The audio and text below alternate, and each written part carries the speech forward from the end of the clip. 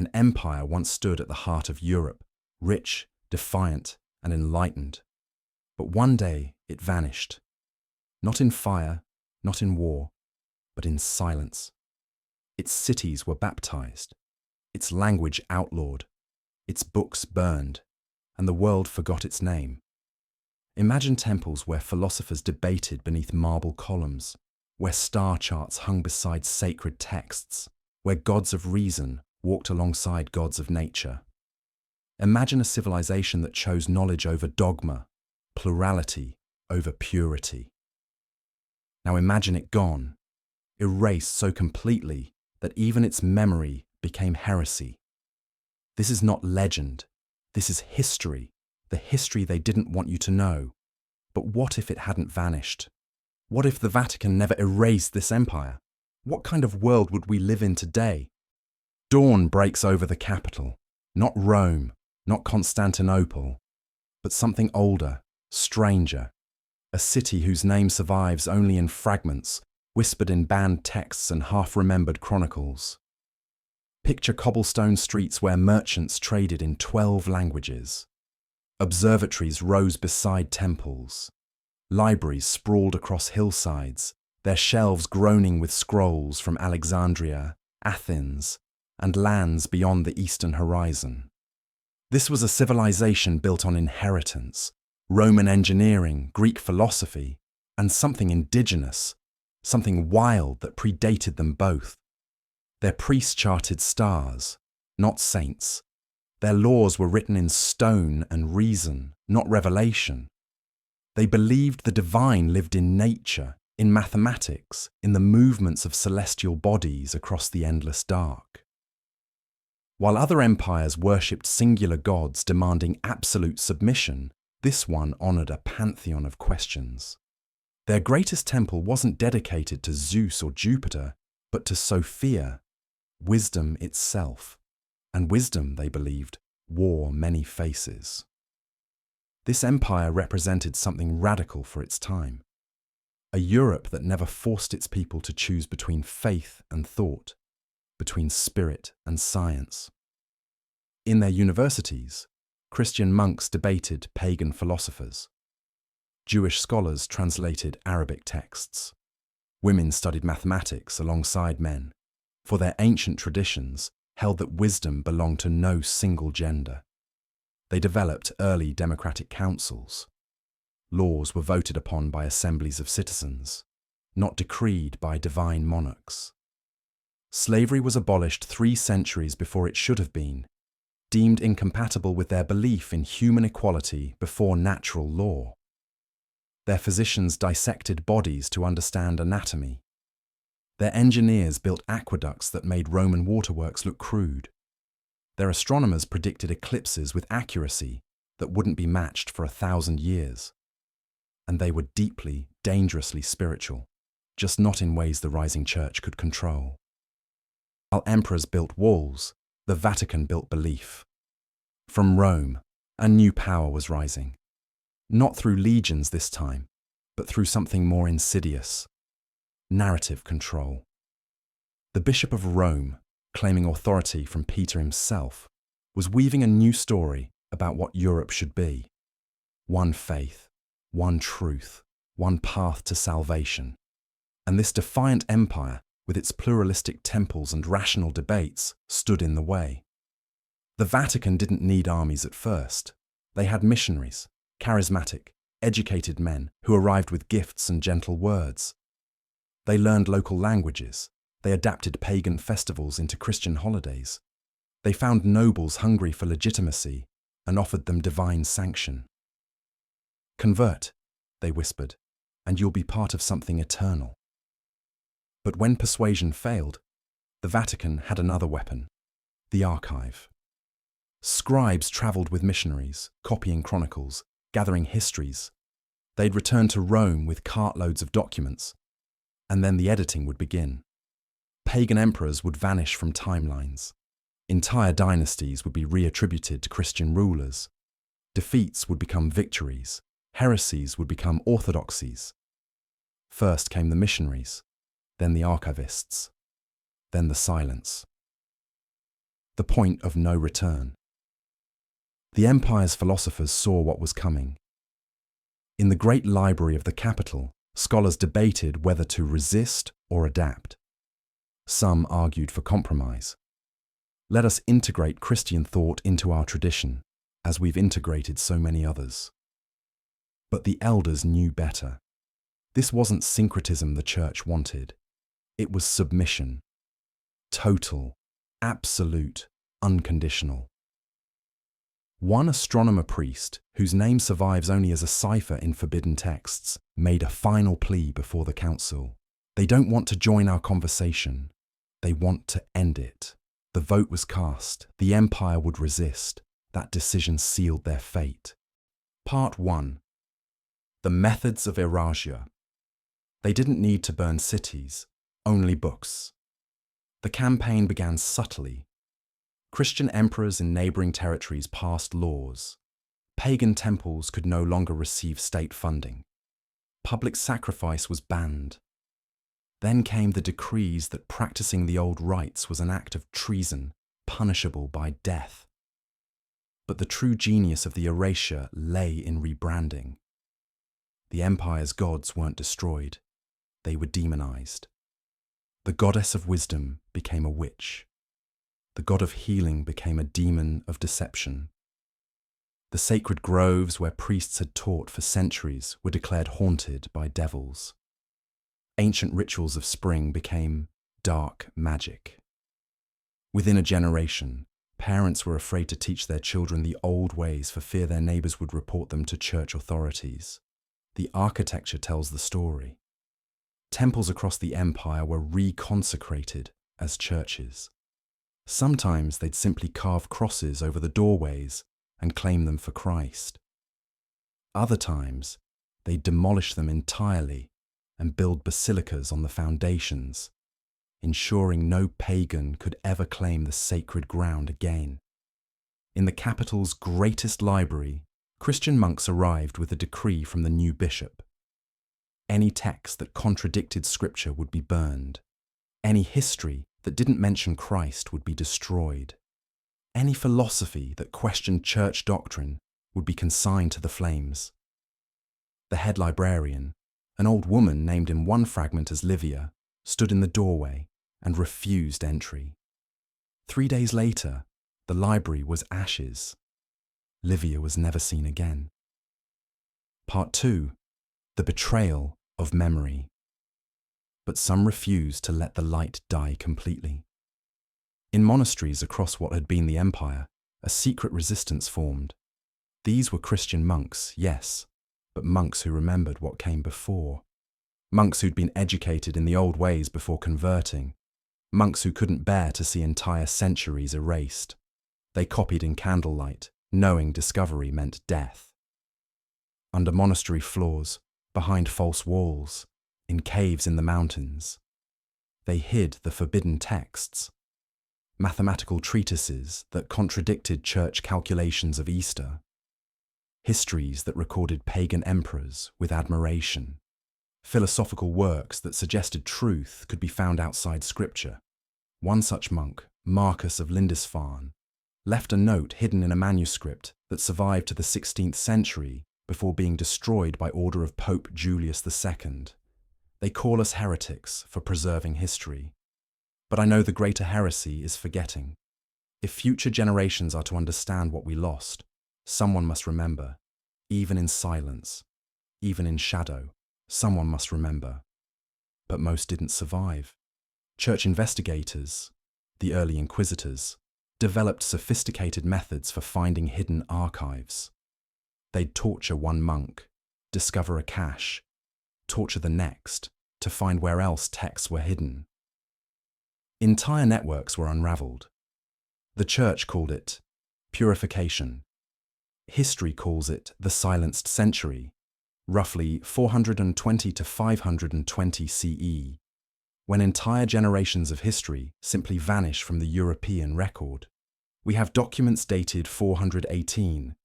We have documents dated 523. The 100 years between, almost nothing. What was lost in that century? Entire libraries, scientific discoveries, mathematical breakthroughs, philosophical traditions, the collective memory of an empire. When the last library fell, Europe's light dimmed for 1,000 years. The empire's medical schools closed. Physicians who'd performed surgeries were condemned as sorcerers. Anatomical knowledge was lost. It would take until the Renaissance to rediscover what these doctors already knew. Their observatories were abandoned. The priests who'd predicted eclipses, who'd mapped the heavens, were driven into hiding or executed. When medieval Europe looked at the sky, they saw mystery and terror, not mathematics and beauty. Their democratic councils dissolved. The idea that common people could vote on law was branded heretical. After all, didn't God ordain kings? The political experiments of the empire, early attempts at representative government, were forgotten for a millennium. Their tolerance died with them. Where once 12 languages mingled in marketplaces, now Latin dominated, backed by the sword. Where once Christians and pagans debated in universities, now Christians hunted pagans through forests. Where once women studied and taught, now they were barred from education, told Eve's sin made them unworthy of wisdom.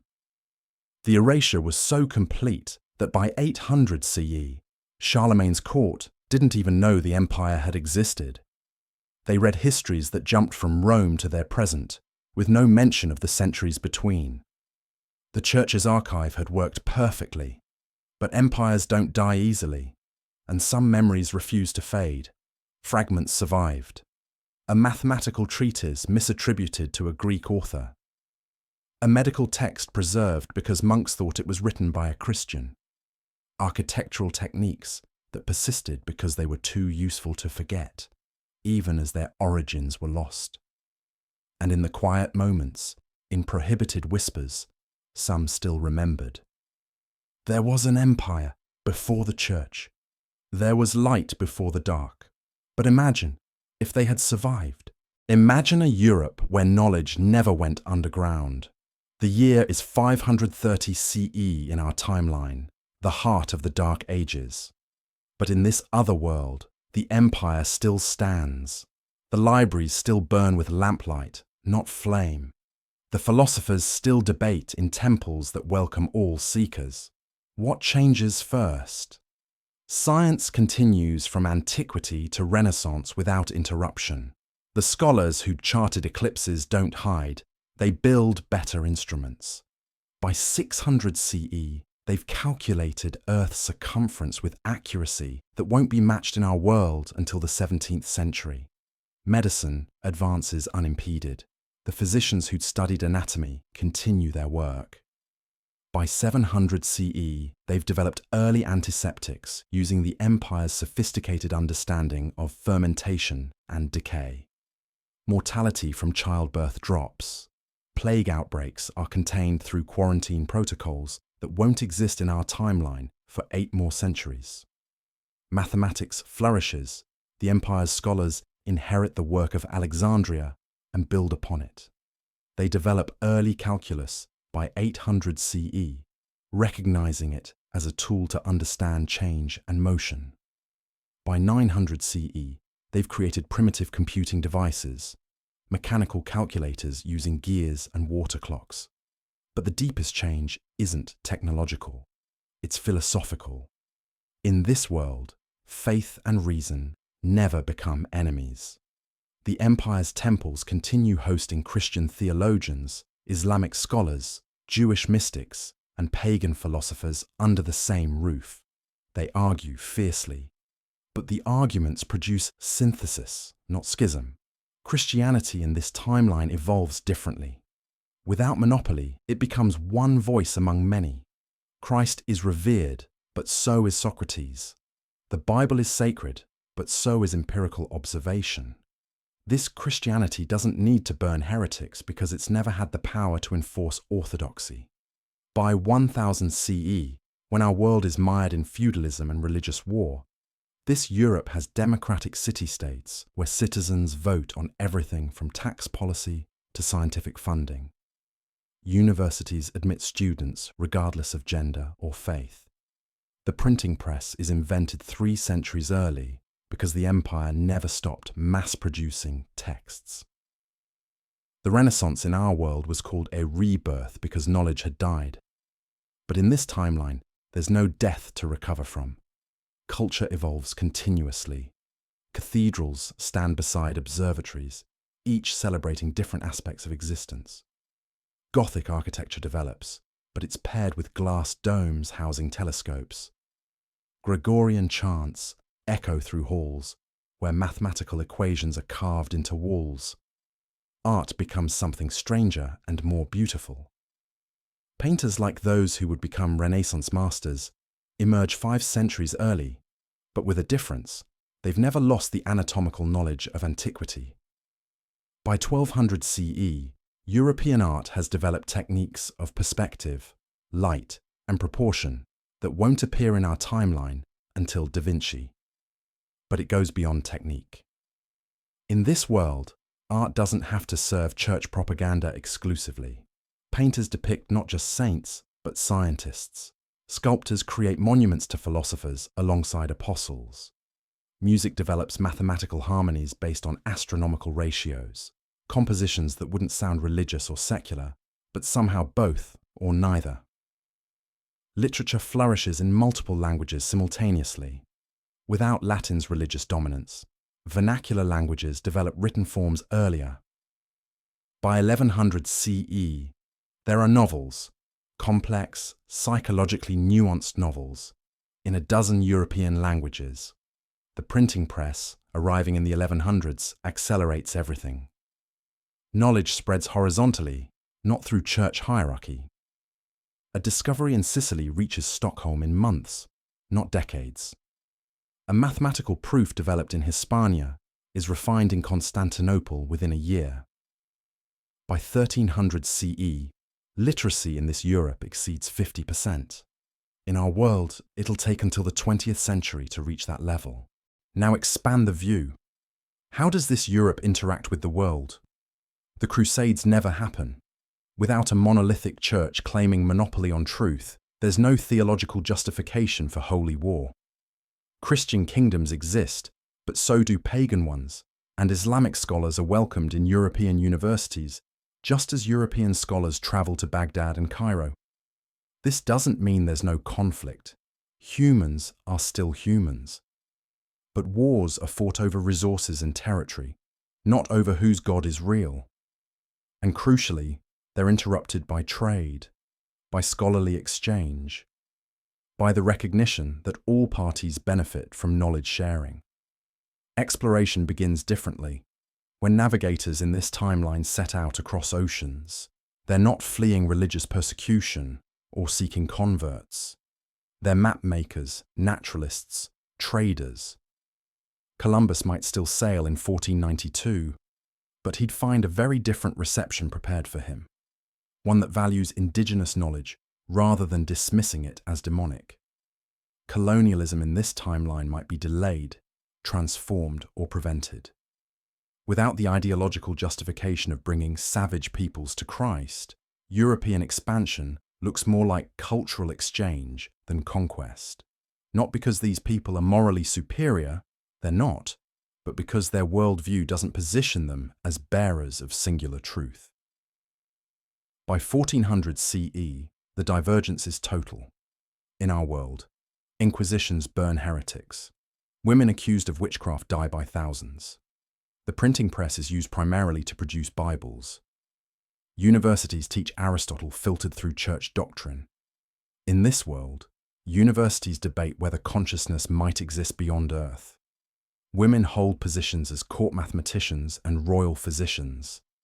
The printing press produces everything from astronomical tables to erotic poetry. The word heresy has no meaning because no institution claims the right to define orthodoxy. Stand in the capital of this empire in the year 1450 CE. The city rises on 7 hills, but you'd barely recognize the landscape. Glass and steel towers catch morning light. Primitive skyscrapers held together with an early understanding of stress and tension. Aqueducts don't just bring water, they power mills, turn gears. create artificial waterfalls in public gardens. In the central plaza, a massive orrery turns day and night, a mechanical model of the solar system accurate enough to predict planetary positions years in advance. Children learn astronomy by watching brass spheres circle a golden sun. The Grand Library, descendant of the one that nearly burned 1,000 years before, holds 40 million volumes. Scholars from 5 continents study there. A Jewish mathematician from Iberia collaborates with a Buddhist monk from the East. A female Islamic astronomer debates a pagan Celtic philosopher. A Christian priest studies texts on Hindu cosmology. Above it all, carved into the library's pediment in 12 languages, all truth is one truth, seen through many eyes. In the harbours, ships prepare to sail, but on this timeline, one is heading somewhere special, west, across the Atlantic. Not to conquer, but to learn. The expedition includes artists, naturalists, linguists. They carry gifts meant for trade, not weapons meant for subjugation. In that world, faith and reason never had to fight. They grew together. Science became a form of worship. Worship became a form of scientific inquiry into the nature of being. The sacred and the rational intertwined until the distinction ceased to matter. Disease is being conquered. Literacy is near universal. Democratic principles are spreading. The stars are being mapped. The atom is beginning to be understood. And then you blink, and it's gone. All of it. Every invention, every book, every possibility. Gone because centuries before, missionaries arrived with conversion in their hearts and erasure on their minds. Gone because knowledge was seen as a threat to faith rather than faith's companion. Gone because someone decided there should be only one story, one truth, one way. The world that could have been dissolves like morning mist, and you're left standing in the ruins of the world that is. But that world never came to be. Its ashes built our own. The Vatican didn't just erase an empire. It became one. The institution that destroyed pluralistic temples became the greatest architectural power in Europe. The church that burned scientific texts became the preserver of what little classical knowledge survived. The hierarchy that banned debate became the definer of orthodoxy for 1 billion believers. There's a bitter irony there. So much of what we associate with European civilization, the universities, the preservation of Greek philosophy, the artistic achievements of the Middle Ages, came from the very institution that destroyed the empire that might have achieved all of that and more centuries earlier. The Vatican's scribes, who'd erased so much, also copied and saved texts when it suited them. The monks who'd hidden forbidden knowledge sometimes preserved it long enough for Renaissance scholars to rediscover fragments. The church that defined heresy also, paradoxically, created spaces where careful thinkers could question, if they phrased their questions carefully enough. But make no mistake, what was lost far exceeded what was saved. We'll never read the medical texts that explain surgeries performed in the 5th century. We'll never see the mathematical proofs that might have accelerated European science by half a millennium. We'll never hear the philosophical arguments that synthesized Athens and Jerusalem without subordinating one to the other. Entire languages died, their last speakers burned as heretics. Entire cities' histories were erased, their names surviving only as etymological ghosts in place names no one understands. Entire ways of seeing the world, pluralistic, questioning, synthesizing, were extinguished, and in their place, one story, one truth, one acceptable way to think. The erasure didn't end in the 6th century, it's still happening. Every time a library burns, in Baghdad, in Sarajevo, in Timbuktu, we lose pieces of human memory. Every time a language dies with its last speaker, entire worldviews vanish. Every time history is rewritten by conquerors, the conquered lose not just their lives but their stories. The the tools have changed. We don't burn scrolls anymore. We delete servers, bury reports, flood the internet with disinformation until truth drowns in noise. We don't execute heretics. We deplatform them, discredit them, ensure their voices never reach the mainstream. The impulse remains the same. Control the narrative, control the past, control what people are allowed to remember. Institutions still shape what we're permitted to know. Not just religious institutions now, corporations, governments, algorithms. They decide what history gets taught, what documents get declassified, what stories get amplified and which get buried. We live in an age of infinite information and selective memory. Everything is recorded, yet somehow we know less about certain periods of our own recent past than medieval scholars knew about Rome. Archives are sealed for national security. Documents are lost. Witnesses are discredited. The empire that the Vatican erased should haunt us, not just for what it was, but for what it represents. The fragility of knowledge, the ease of forgetting, the danger of allowing any single institution to control truth. History doesn't repeat, it hides, until someone dares to uncover it. The empire is gone. Its people are dust. Its books are ash. But the questions it asked still echo. Can faith and reason coexist without one dominating the other? Can a society embrace multiple truths without descending into chaos?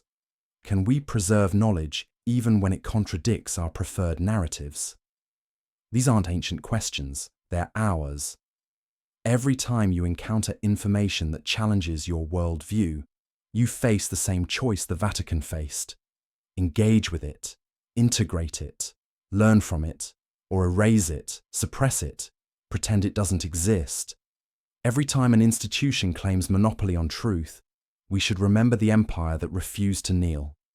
Every time we're told certain knowledge is dangerous or certain questions are forbidden, we should remember the scholars who copied by candlelight.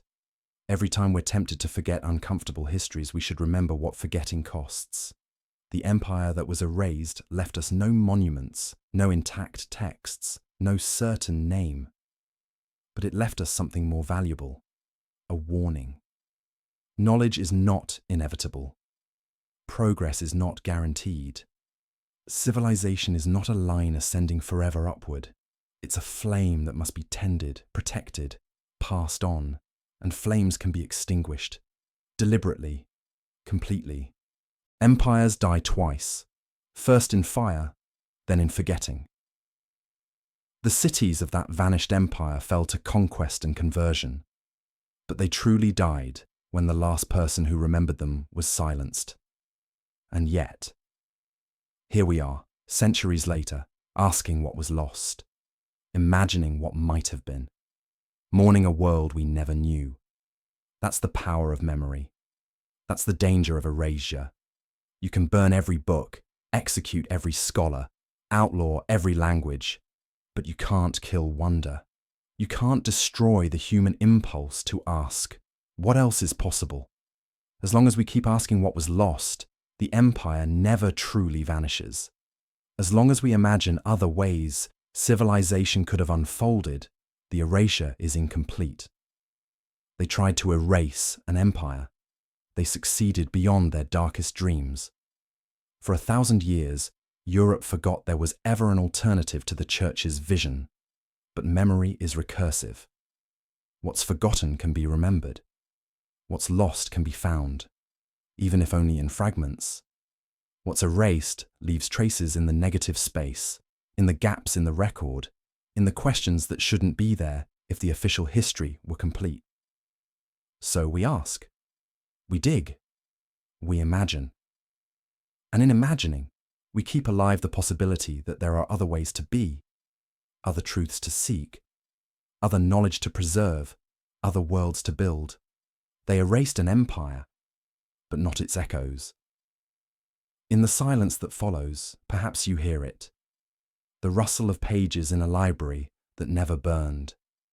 The whisper of a scholar whose name was never lost. The echo of a world that refused to be forgotten. Listen.